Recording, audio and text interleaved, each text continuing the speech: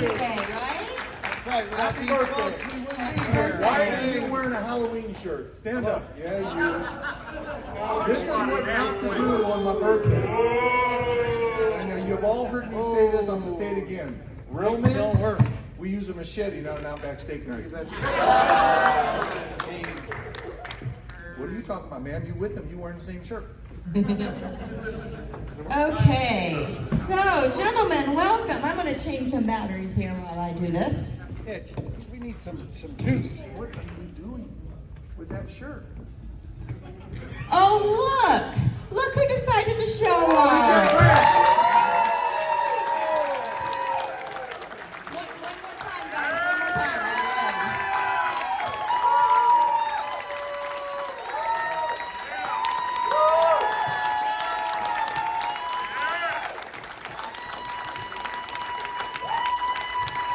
That seems fake. Well, you missed the real one. Who put you up to that, CJ? Thank you. Gentlemen, Hey, hey. you figure out how to work that thing? No. How do you It's work called the a microphone. Hello. Well, happy birthday, Jason Voorhees. It's your day today, right? It is. In fact, Jason's birthday, June 13th. That's right. So it is actually the day. Happy birthday, boys. Okay, so to begin this panel, I want to go back to the very beginning of your, careers. I want to know, thank you, how Kane got involved in stunts, how you guys got involved in acting. Tell me from the beginning, what's it all about? Oh, you want to start with me? Yep. Yes, we do. Working on her life. Oh, wow. It's just all shock that this is all happening. It's a shock that the brand got where it is today. But I guess I'm in the beginning. I auditioned in New York for another part in the film, the John Fury part. Is that right? Yeah, I come I strapping don't in there. even know if I knew that. Yeah, I come in there and I'm thinking this and that, and it was Frank Mancuso and Steve Miner, and when I was really young, so you're just so excited, you're reading for anything. You don't care what it is, you know? And so, I don't know what happened. They obviously took him, and they asked me if I wanted to be Jason. I said, oh, sure, that's great. Oh, well, he's got to do a lot of stunts. That's no problem. We can handle those. I've been to Hollywood Stuntman School. I've been this, I've been that. And I don't know, then it sort of happened. Yeah. And then I got there, and yeah, it just got more complicated as we went. I just wanted to be a stunt guy. I loved the idea of trying to make a living doing crazy stuff that I used to do for free to entertain my friends. And I just got obsessed with the idea of being a Hollywood stuntman. And it's incredibly hard to get into, and it takes forever unless you are what they call a legacy. If you have a family member that has done stunts in the past, it's a little easier for you to get into the business. I didn't have that, so it took forever. And then, as you know, I got burned doing a fire stunt. My first year as a professional stuntman, so not a great start. And that was a long recovery.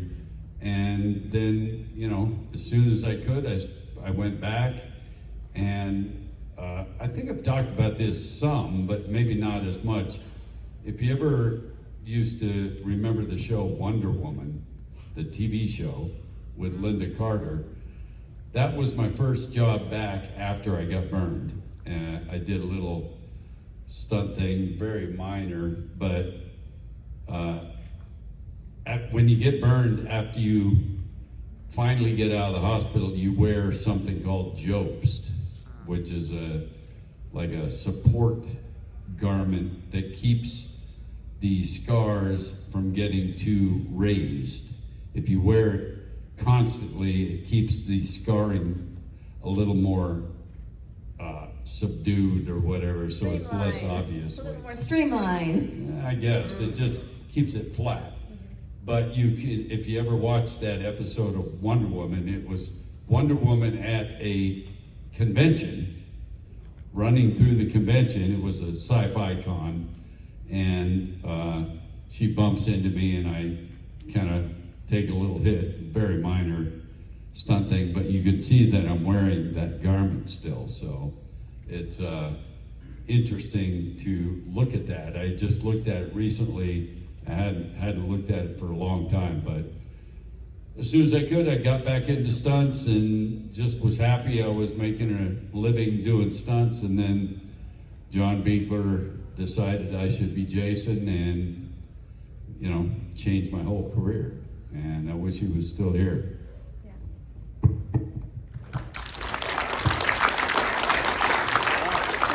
CJ, how did you get involved in this crazy thing called acting? I know Kane always gives me a hard time because I don't give myself enough credit. You got to give yourself more credit, but You do. I did my job. I was fortunate enough to run a nightclub, got an opportunity to play Jason. A company called Real Effects, REEL, worked with Ted White in Part 4, and they had done a stunt thing at the nightclub I worked, and they all said, well, let's put CJ in Ted White's wardrobe, similarities in structure. And when I say the rest is history, it is. They knew they were doing Part 6. Obviously, this was after Part 5. And when they said, we're going to cast you for Jason, I went, okay, yeah, right. Give or take 3 months later, I did do the auditioning process. I got to meet with Frank Mancuso Jr. and Michael Nomad, the stunt coordinator, and Tom McLaughlin, the director-writer. I didn't get the part. It was given to another stunt man, Dan Bradley. So the scene with the 3 paintballs or 4 paintballs, most people just assume I'm a little thicker than I am, or that I'm wearing padding. That was his first and only daily that came back, and they weren't satisfied with the profile. Because he looked a little too heavy, right? I call you thick. Okay. Thick, He's yeah. thick. I don't know the man. I would never say it. He's a little thicker than I. So he got booted after one daily came back. I got that phone call that I'm in now. Got fortunate because I didn't have the pleasure of going to any stunt school, but it's like if I was working for Kane, I know he's going to protect my ass. I had confidence in Michael Nomad. So when we did all the stunts, I'd never done them before. He just kind of walked me through the process. And even today when people talk about the stunts, and I didn't do a full fire burn, I just did my backside, but it was interesting watching the flames come over the back and in front of your mask. But from someone that's done a lot of fire stunts, to have a guy like CJ do a fire stunt, that is very unusual and pretty impressive, because most stunt people are trained in doing fire. He had to just go by what Nomad had to say, and there was somebody else that was doing safety on it, I'm sure. I'm sure there were other folks in it, but it was Michael just, he put me in this race car driver suit, put my wardrobe on, put some gel, which I couldn't tell you what it is, and said back up into the fire. Okay. When you see this come over, but that was one thing. But being 20 feet underwater, breathing off regulators, and I had a fan recently asked me, why didn't you have a breakaway chain? And I thought about that. It wasn't a breakaway. It was a real friggin' chain. They had me on top of 2 center blocks and it was screwed tight. So I would just signal for error, and they'd come in and pull my mask up. It's nighttime. But I think I'm very proud of what we did. I'm very proud of the results. I was very honored that Kane came right after us and kept the strength. I mean, a lot of you folks, when you heard what Kane said about doing funny things and stunts when he was young, YouTube would have loved him 30 years ago. I was Jackass before they existed. Exactly, that's what I'm saying. And it's a true statement when you think about it. I mean, there's your wild right there. But I was very fortunate, and I appreciate being part of the franchise and being here. And let me just add that at the end of his movie, Part 6, being underwater, when I did Part 7, we had to recreate that for a brief time. So I did the exact same thing where I was tied to the bottom. Yours wasn't a diving pool though, right? No, mine was an Olympic-sized pool, 20 feet deep. Oh, it was. A real Olympic-sized pool at UCLA. Right, we did the same thing in a pool, but I had to recreate the end of his movie for the beginning of part 7. So I was cabled to the bottom of the pool for a couple hours at a time with a regulator, exactly the same thing, which is an odd thing to do because you have to breathe, and then when they roll the cameras, you give up your regulator and you're attached to the bottom of the pool with no breathing apparatus now. And they shoot the scenes and whatever little shots they're doing, and then in my case, a safety diver would bring the regulator back and I could breathe again. But I don't know how long you were underwater at one time, but I was under for a couple hours at a time. Well, we shot ours through the entire night, so I never got out of the pool. The only time I got to go up was when they bring me up and we had these little tiny monitors that I could look and see what it looked like, and the director would give me instructions. My 2 safety divers would take me back down to the 2 center blocks, and then they put the chain around me, which was like weights to keep me down. And I would just signal, like he said, for air, and again, pitch black, so they would just lift my mask and clear the regulator. I mean, you know, at that point, like you're saying, it's, you know, if you're out of air and you're signaling, you don't have a lot of time left. So if they decide to leave your ass down there, you're in trouble, because there's no way you're gonna get unhooked, unscrew a chain, and Yeah, you're no way. freaking out. It's, you know, conservatively, 15 feet to the surface, you're over. And when we did ours, I don't know if it was the same with yours. We haven't really talked about this all that much, but John Beekler was the director outside the pool, would speak on a microphone, and I could hear him perfectly underwater. Oh, we didn't have that. Yeah, he would That's why I tell had to go up me, and do this with the little camera. right, he would tell me what's gonna happen, and okay, we're ready to roll, and it was a lot more easy to do knowing that the director's talking to me the whole time. And if the same thing when I would be down there, I'd go up every, give or take 15 minutes, watch, and he'd tell me, give me direction from above. So we didn't have the underwater, but as soon as I got down, and I could hear the clicking of the camera, and that was my indication it's running, kind of like, let's go. And then we go through the motion, and then again, when I was done, I was done. We just kept going back and forth and up and down and up and down. My safety divers had 1/4-inch suits on, wetsuits. Yeah. There was a point where they started complaining how cold they were. Now, I'm just in wardrobe, all right?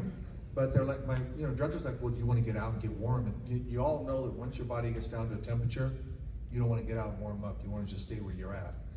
So we finished. It was early morning when we finished. But I remember the divers, 1/4-inch wetsuits, and they're complaining they're cold. So. And I remember at the beginning of, our underwater stuff was done in 2 days, and it was the last 2 days of shooting the film. The last 2 days of principal photography, where you're already exhausted from wearing the makeup and doing all the stuff, and then you had to do the underwater stuff. And at the beginning of part 7, I had to look like CJ did at the end of part 6. So I had gloves on that I never wore in part 7, but to establish that it was still kind of how he left the end of his movie, that was the wardrobe. And then time passes and the decay happens, and I don't have gloves on anymore and stuff. So it was, it's a lot more difficult than you would think. We twins. Well, We didn't have any of that technology in our part 2. What was that, 82? oof. Right? I hate to date myself, but it's hard for me to even think about 82. Anyhow, but we didn't have dailies, we didn't have monitors, you didn't have anything there. They were just shooting in 35 millimeter. They might have a camera with a Polaroid around the set, and they take a couple shots, say, oh, this is what it looks like. And then, my most notable stunt, obviously, with blasting through the window, we probably did it 15 times. And we couldn't. Is that your phone? Warrington. Get the frig off stage. Let me have it for a second. I gotta check something on it. That's all right. Anyway, we're going back. And then you had no dailies to look at, so they wanted to make sure they did it 15 times, so they had it. And then you still never saw it. You went through a breakaway window, I assume, Yeah, right? yeah. Because most of the time Well, when you see somebody go through a window, it's breakaway. It's candy glass, they call it, which is not. Well, no, this was thin plexiglass, and it was going in your skin all over the place. And the wood was scored a little bit, which means they cut it like halfway. And of course, when have I dove through a window before? Never. It's not something you normally do. But you're a good enough athlete, you got to figure it out. So I remember, you know, I took 3 steps and then boom, like that, like jumping a horse over a fence, because you had to time it, because you only had so much space to run with, because you're outside smashing in. So you had 3 steps. 1, 2, ah! And the first time I did it, I ricocheted off because I didn't hit it hard enough. But you know, if you've never done anything, then you don't know what to expect. And of course, I was so young. Well, how the hell am I going to tell Steve Miner? Yeah, I've been a stunt guy from Hollywood for 20 years. No, because I was You know only. that's something you don't tell the audience, that you bounced off. Right? No, We don't want to let them know that you was weak. No, it doesn't matter. Hit that window with force, it just shattered. Hey, I'm happy and proud that they did a tribute to her at the Academy Awards, and that scene got an Academy Award with me as the best scene ever made in a horror film. Wow. So I'm done. That's it. No more windows. No. Thank you. Stop with the fucking clapping. Oh. Best scene ever done in a horror movie? Until 1983. No. This was 3 years I'm ago. quitting the business. You stay out of that. 3 years ago, they did a tribute to 3 her. whole years ago. Wow. 3 or 4 years ago. Well, we Okay. must have missed that, brother. But I'm gonna get it for you. I'm gonna get it for you. And when you talk about breaking through what they call candy glass, it's not candy at all. It's but plexiglass. It's not plexiglass, it's breakaway glass. Okay. But if the window is too big, you cannot use candy glass or breakaway glass, because it ends up having to be too thick, so it's not really adequate. So like, if there's a shot in Jason Takes Manhattan where I forget what the door is, but it's a full-on glass door, and I walk through it and it just breaks as I hit it. That was real glass, and it had a squib on it, which means just as I hit the glass, the special effects guys would blow a squib and it would instantly shatter it. So it would appear that I'm shattering it, but it was actually done by an explosive device, and it's all real glass. So it makes it a little trickier for timing, but you can, if you watch it, that scene again, I forget what door it was, what I'm coming through, but you can see it just instantly shatters right before I hit it. And, Glass door. Yeah. I got that. Movie magic. Okay, Unbelievable. before we throw it to the audience, we got to do some plugs. First of all, did you guys know there is a Jason Goes to Hell documentary?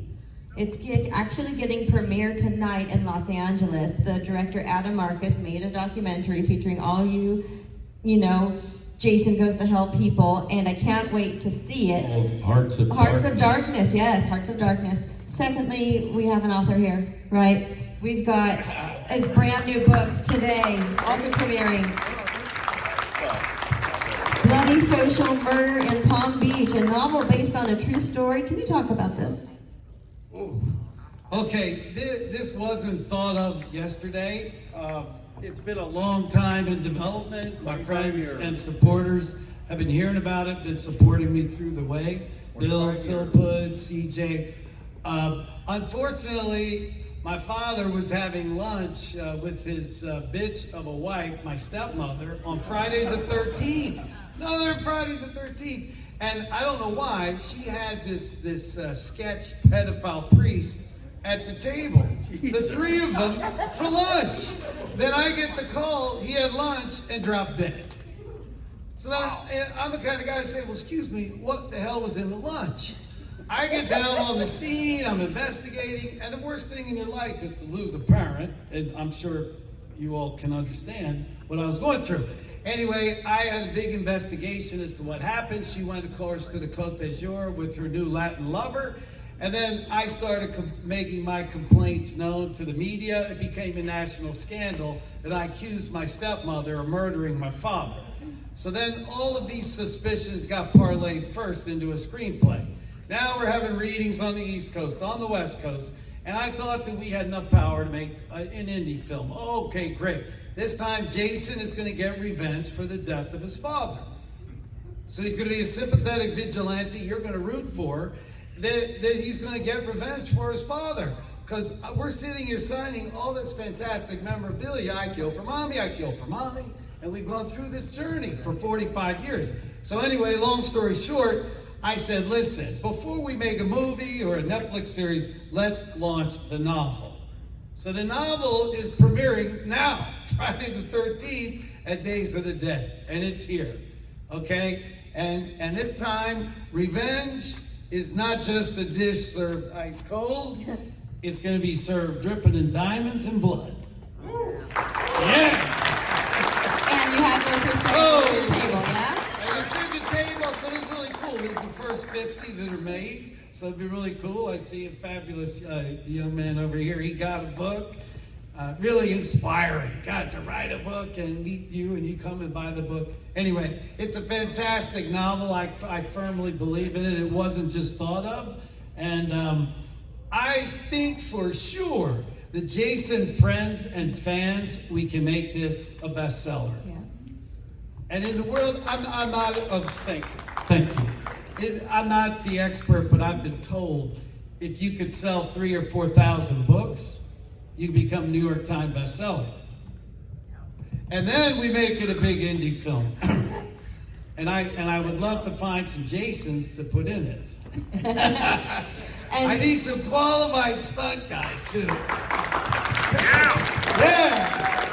CJ mentioned that the Kane has a book out too, right? You gotta make this. We got to make this a success. Come on. I'll be your dad. Come on. Yes. Yes. And you know, you'll notice on the front of the book there, the Black Widow is looking stunning. Bam, give me your stunt Whoa. guy. I thought it'd be great to have her in the shot, naked in diamonds, you know.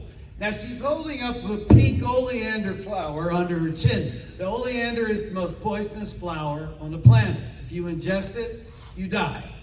So we believe the Black Widow gave her husband an oleander cocktail, and there he goes. Well, okay. Wow. Well, okay, so there's all kinds of So fantastic... buy his book. Well, whatever, come take a look at it, and if you think it amuses you, and you might learn something, because there's a lot of research. You can't talk about something unless you're an expert. There's Greek mythology in it, the dog is a hero, and it's based on a true story. So, Guys, and we got to create. We are so blessed and lucky to be in this brand, Friday 13th. It's had legs like none other than James Bond. So my dream was to create my own brand. I've been on the coattails of another brand for a long time. And why wouldn't you do a brand, Revenge for Your Father? Why wouldn't you? And we have incredible fans. Look at you guys. If it wasn't for you, we wouldn't be here. that's Look true. at this. That's true. Come on. Why we can make a book a bestseller? Many loyal fans. Come on. All right. Well, we're going to get the word out, right, guys? Okay. So I do want to be able to get to at least one or two audience questions. Who's got them? Right there. Yes, you. Yes, you stood up. Stand up. Yeah. A little movie unrelated, just out of curiosity for all three of the Jasons. I'd like to know where you were born and raised. Where'd you grow up? Seattle, Washington, 51 years ago when the military never went back. Washington? Washington. Yeah, I don't say Washington, it's Washington. Okay. Kane, I- where'd you grow up? Well, I grew up in the South Pacific, but I was born in Auburn, California. I was born in a town above Baltimore called Happy Grace, Maryland. So I kind of was born and raised out in the quiet countryside above Baltimore. How do you say it? No, I'm Baltimore? Happy No, Grace? Happy Grace, Maryland? that's how you say it, huh? Happy Grace. Washington. No, I'm not trying to be funny because it's a French name, really. Right? Yeah, happy to gross. Happy to grow. Interesting. You think you know how to pronounce a city until you go there and you say it and the locals correct you. Exactly. Yeah. Like, don't go to Peabody, Massachusetts. It's Peabody. And there's so many places. I was in Louisville, Kentucky last week, and before I was on stage, I had to do a little video. And you said Louisville? No, Louisville. I asked, how do you pronounce it before I say it? Because those folks from Kentucky, they carry guns. So I had my handler tell me how to specifically say it before I said it. So. Louisville.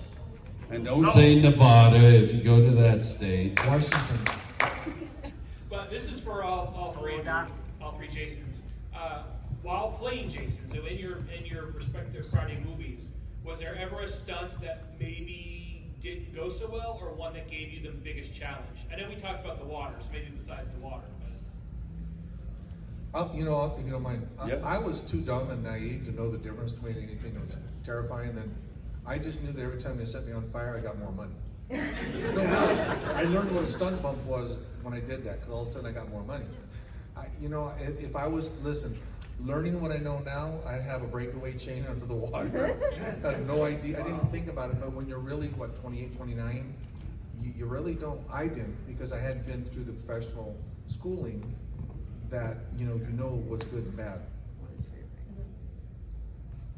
Couple things that happened that weren't really that bad, but a little unexpected, like in part 7 where the roof is released on top of me and on the front porch of the cabin, whatever, and the whole roof comes down and smashes me.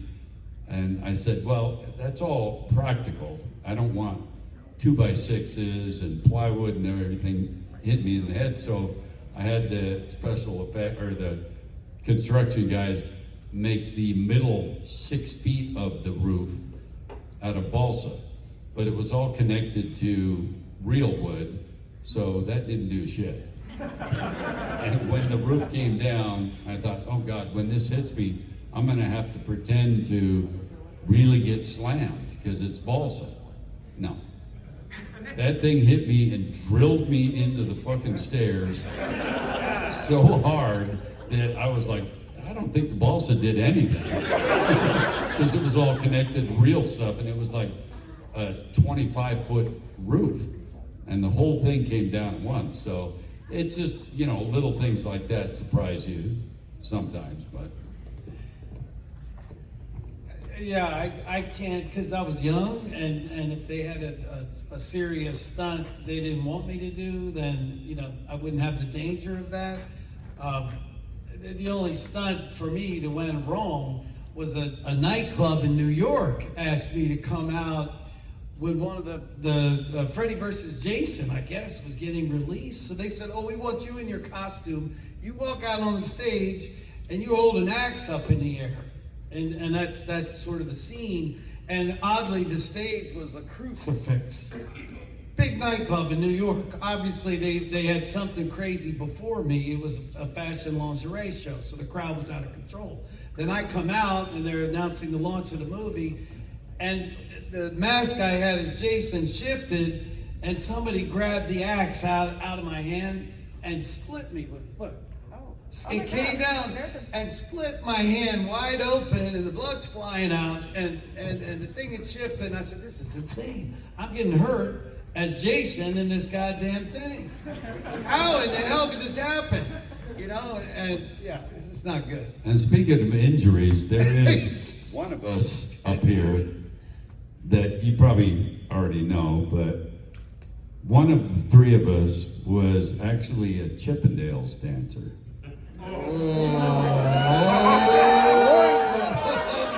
And I'll give you a hint, it was not me. He's a hoochie. Who do you think it was? Yeah. Yep, CJ. Chippendales motherfucking dancer and Jason. That's amazing. Yeah. CJ, I did want to ask you, do you ever have any Chippendales photos that you take with us? So you good-looking guys that like men, go ahead and pull up Google, put CJ Graham Chippendales, and see what pops up. We've all done it. You were wearing that slingshot outfit? outfit? Banana hammock.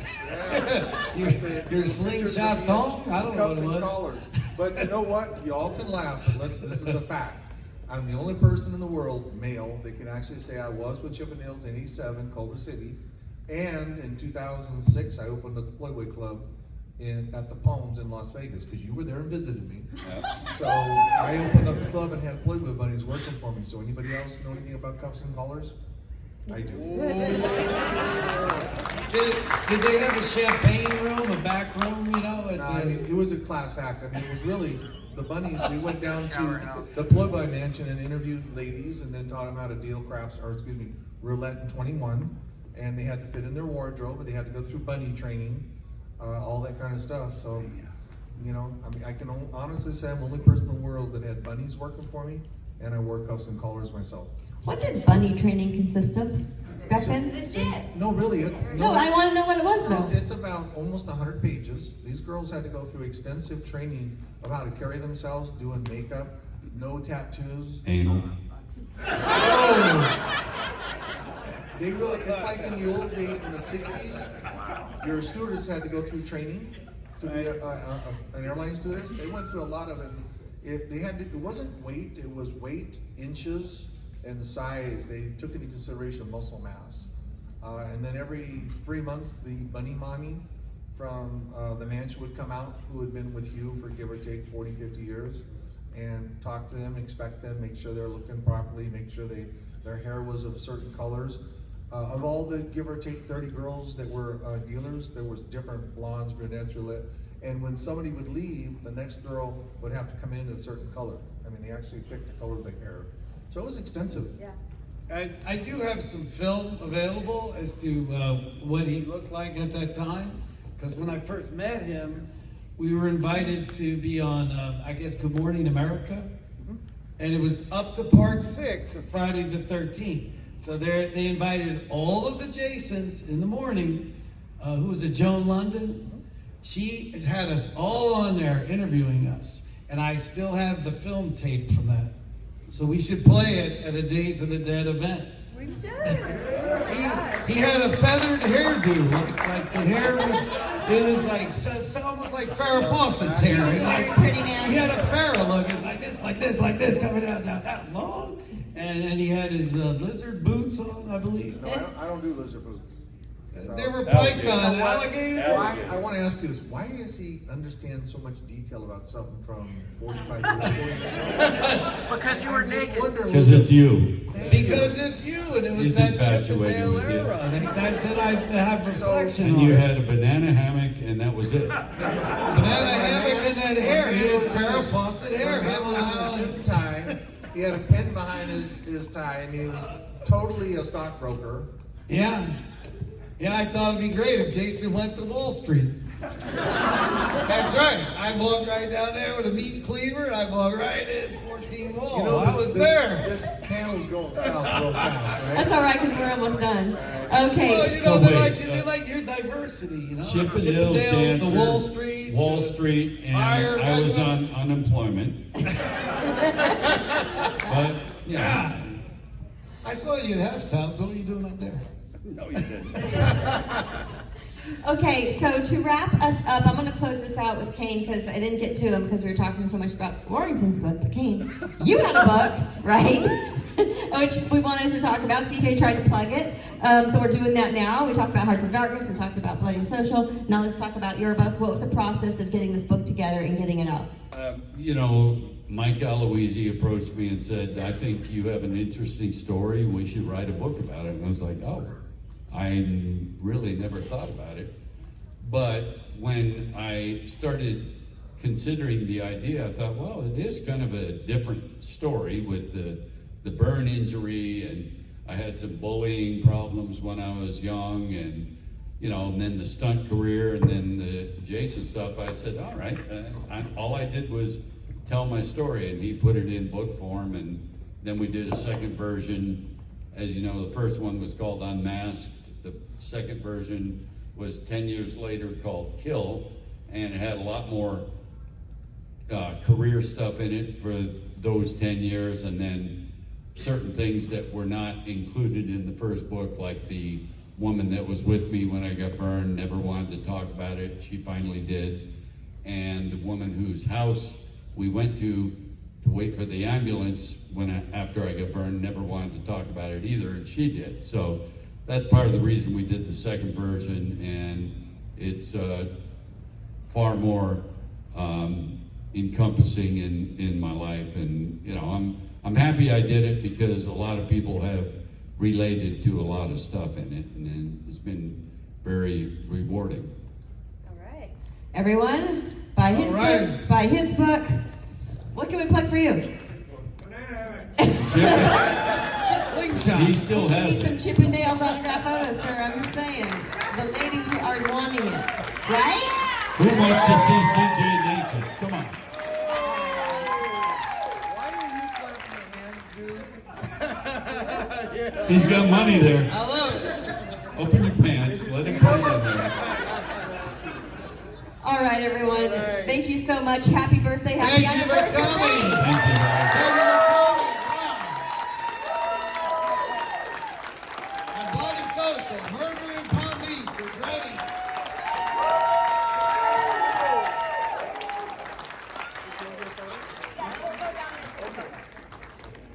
Thank you, everybody. Thank you. I'll let you sit.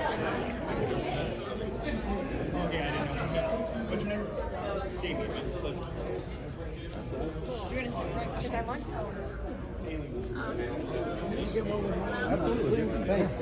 Come here, Chippendales. Warrington, get in there. Come on, Chippendale. Which, I'm right behind the phone. You take this one. Okay. Ready? Slingshot. Here we go. 1, 2. We're gonna get a couple here because the lighting's so dim. So hang on. Oh, it's taking. Is it okay? Yeah, it's just taking a long time to process. All Now right, one good. with his phone. All right. One with mine. I'll send it. 1, 2, 3. Oh, his is quicker. Okay. All right. He's got like a $19,000 phone. He's selling books. This is an iPhone. All right. Thank you. Appreciate you very much. Appreciate How long for you and how much time you need? Let's do 8 minutes minimum. That was good. That was good. Thank you. That was entertaining. Yeah. You know.